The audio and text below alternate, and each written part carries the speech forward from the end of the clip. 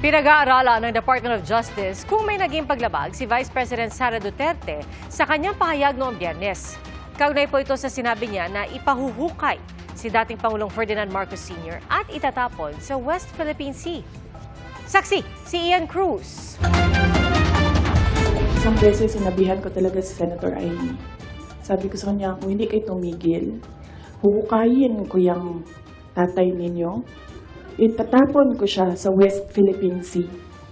Ang pahayag na yan, isa raw sa nakababahalang sinabi ni Vice President Sara Duterte sa panayam sa kanya ng media noong Biyernes. Ayon kay Justice Secretary Jesus Crispin Remulla, it desecrates the memory of a person, and there are many other moral principles that are being violated, and we're looking at the legal aspects also. We're conducting a study.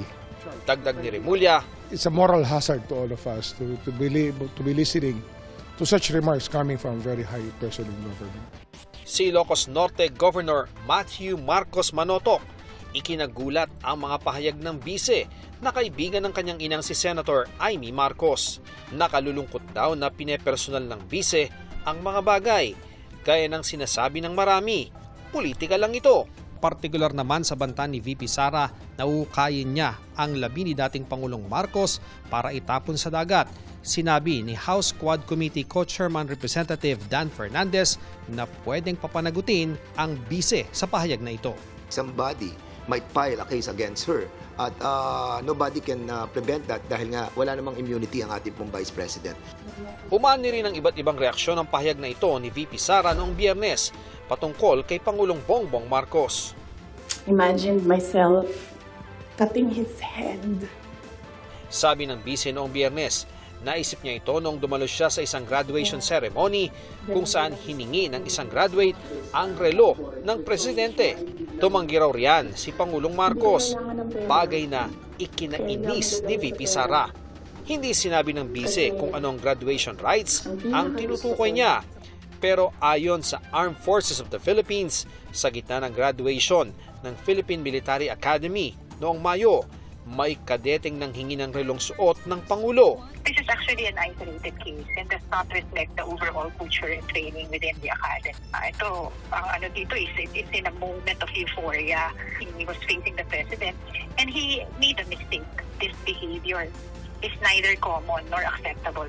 Ayon sa AFP, hindi naman na-dismiss ang kadete pero pinatawan na siya ng kaukulang parusa. Tingin naman ng ilang mambabatas, baka dapat nang sumailalim sa psychological evaluation ng bise. Kala ko AI pero double check ko muna. Sa tingin ko, she needs to talk to some professionals and maybe some close friends and family. Yung nasa damdamin at nasa isip niya. Mahirap ano yun eh, mahirap anong tawag mo dun, o hindi mo i-share. It would be recommended that she should see a psychologist or psychiatrist. Kasi sila po ang expert dito eh, hindi po kami. I think she's being overwhelmed by anger and hate. Suggestion lang naman yun. The people have seen the interview, so parang may something. Hindi ko alam kung may meltdown o may problema na nangyayari right before our eyes during the press con. Si House Assistant Majority Leader Jay Conghun, may mas malalim na dahilan kung bakit gusto niyang sumailalim ang bise sa masusing psychological assessment. Ito ay para raw matiyak kung karapat-dapat pang maglingkod sa bayan si VP Sara sa ganitong kritikal na posisyon. Ayon naman kay Senador Cynthia Villar. Siyempre galit eh, kung ano-ano na iisip kasi galit. Kasi I think masyado namang pin-prosecute kaya nagagalit. So siguro yun ang reason doon. But sana magbati na lang para walang problema. Sabi rin ni Senate President Cheese Escudero, unbecoming o hindi nararapat para sa kanyang posisyon ang ilan sa mga sinabi ng bise. Ipinauubaya naman ni Escudero sa chair ng Senate Finance Committee na si Senator Grace Poe kung ihilingin nila ang pagpunta ni VP Sara sa deliberasyon ng Senado sa budget ng Office of the Vice President.